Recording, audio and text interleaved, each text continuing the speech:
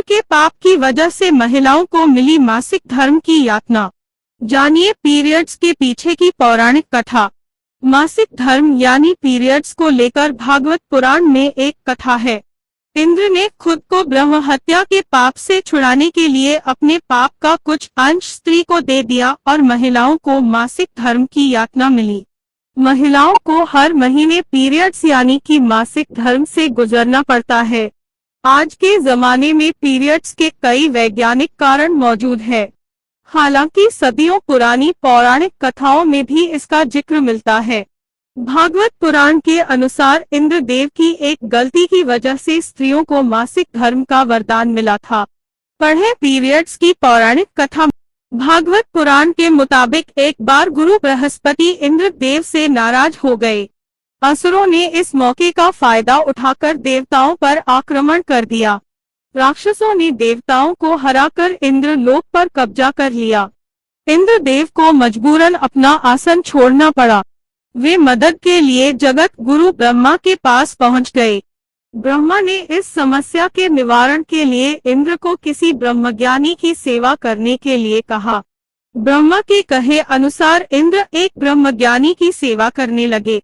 उस ब्रह्मज्ञानी की मां एक असुर थी। इंद्र इस बात से अनभिज्ञ थे। वह जो भी सामग्री ब्रह्मज्ञानी को चढ़ाते वह असुरों के पास चली जाती।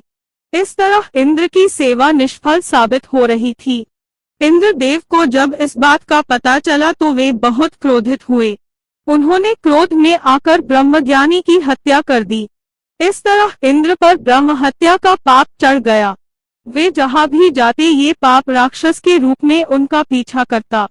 थक हार कर इंद्र एक फूल के अंदर समा गए और वहीं पर छिपकर भगवान विष्णु की आराधना करने लगे।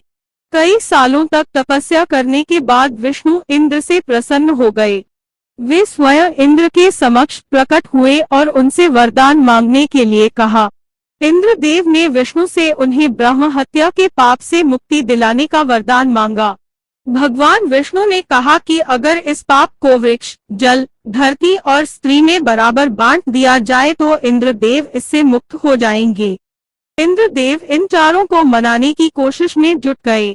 इंद्र ने वृक्ष, जल, धरती और स्त्री को अपने पाप का बराबर हिस्सा बांटने के लिए मनाया। इसके बदले उन्हें एक एक वरदान देने का वादा किया। वृक्ष को इंद्र का पाप लेने के बदले अपने आप जीवित होने का वरदान मिला। जल ने भी इंद्र के पाप का एक हिस्सा ग्रहण किया और उसे वरदान मिला कि उसमें किसी भी चीज को पवित्र करने की ताकत होगी। इसी तरह धरती ने इंद्र के पाप के बदले वरदान लिया कि उस पर पड़ने वाली चोट का कोई असर नहीं होगा और फिर से ठीक हो जाएगी।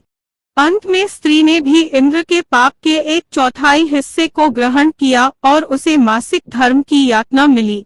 इसके बदले स्त्री को वरदान मिला कि वह पुरुषों के मुकाबले काम का कई गुना ज्यादा आनंद उठा सकेगी। इस तरह हर महीने स्त्रियों को मासिक धर्म होता है। इस दौरान वे देवताओं की पूजा नहीं करती है। हालांकि ये पौराणिक कथा है। मासिक धर्म का वैज्ञानिक पहलू अलग है। विज्ञान में पीरियड्स को एक सामान्य जैविक प्रक्रिया माना जाता है जो महिलाओं को गर्भधारण करने के लिए तैयार करती है और इससे महिलाएं शारीरिक रूप से स्वस्थ रहती है।